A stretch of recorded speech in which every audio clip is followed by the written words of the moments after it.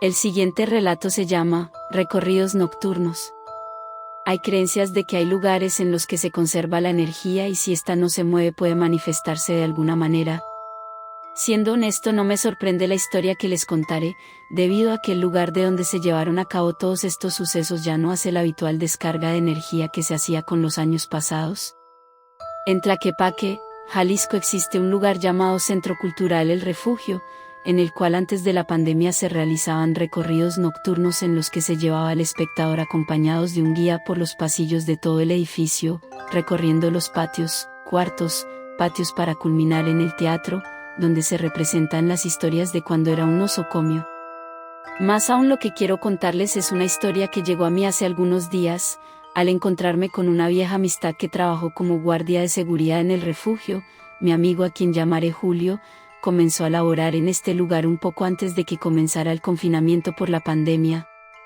Sin embargo, con el pasar de los días y conforme la situación se intensificaba, además de que los contagios también se incrementaban, se llegó a la decisión de suspender de forma indefinida los recorridos nocturnos. De este modo, ya después de la 1 o 2 de la madrugada dentro del refugio había un absoluto silencio.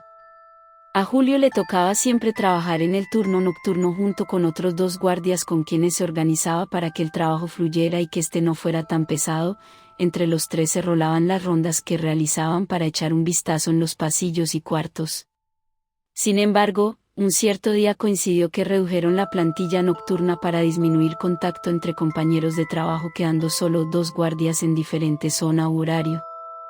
No había mucho problema, pues entre 2 podían realizar las actividades que hacían los 3, pero las cosas se complicaron cuando el compañero de Julio se enfermó de coronavirus y ya no pudo asistir. De este modo se quedó Julio solo en la noche. Tomó la decisión de alterar un poco sus actividades.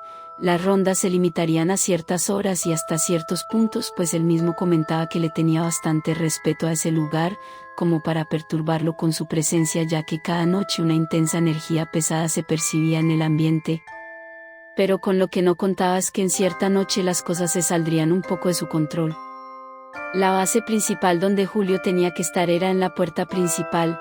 Allí tenía su escritorio de madera en el que se recibía a las visitas o al personal que trabajara en las oficinas internas.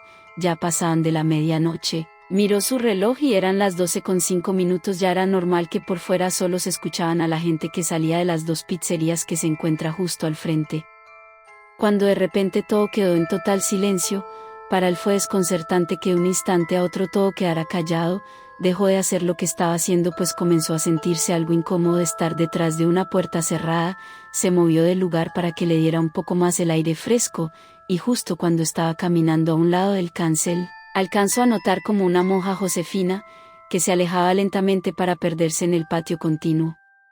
Julio ya había escuchado de apariciones por parte de otros compañeros, pero no se esperaba que esto le pasara tan pronto a él. Se quedó helado. No movió ningún músculo por varios minutos tratando de asimilar lo que había visto. Solo tenía que seguir un camino recto para llegar a su estación de vigilancia cuando escuchó de repente el murmullo de mucha gente. Esto lo tranquilizó, pues para él se trataba de las personas de exterior saliendo de la pizzería. Se sentía aliviado porque pensó que por fin todo esto había terminado, pero en un par de segundos, al escuchar con más detenimiento, se dio cuenta que eran rezos los que se escuchaban, y al identificar de dónde provenían se percató que se trataba de la sala principal, aquella en la que antes se recibía a los enfermos para ser tratados. Caminó sigilosamente hasta quedar frente a la puerta. Allí estaban un grupo de monjas de blanco hincadas frente a quien parecía ser un padre con sotana oscura quien presidía una pequeña ceremonia. Aquella escena fue demasiado para Julio, que de forma inevitable se le salió un sollozo muy leve y pensó que no se había escuchado. Pero todas las monjas giraron la cabeza en un abrir y cerrar de ojos. Ya se habían percatado de la presencia de Julio. Observó la mirada de las monjas. Sus ojos estaban completamente rojos y brillaban en la oscuridad de aquella sala. Él tenía que pasar forzosamente por allí para llegar a su lugar o regresarse de donde venía, pero lo más rápido por hacer era atravesar frente a la sala, así que no tuvo otra opción. Cerró los ojos y atravesó corriendo el pasillo. Me comentó que podía sentir la mirada de aquellas monjas que le penetraban en su alma.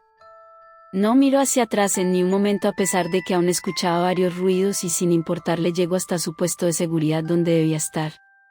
Tenía la respiración muy agitada, le costaba mucho trabajo recuperar el aliento mientras que mentalmente rezaba el Padre Nuestro una y otra vez, pero no tenía fuerzas para sentarse en su silla, así que se acurrucó por debajo del escritorio de madera. Menciona que podía sentir como el corazón le latía fuertemente y fue cuando escuchó claramente que alguien abría la reja de metal, que la había dejado con el seguro puesto, pero la abrieron sin necesidad de usar alguna llave o palanca y los pasos de una persona se escuchaban andar por el pasillo. Julio levantó la vista con bastante sigilo y por una de las grietas del escritorio de madera se dio cuenta que se trataba de una monja, que se retiraba al otro lado dejándolo a él completamente solo. En ese momento y como si un conjuro se rompiera, el ruido de la calle nuevamente se escuchó por todas partes, los carros pitando, la gente saliendo de la pizzería.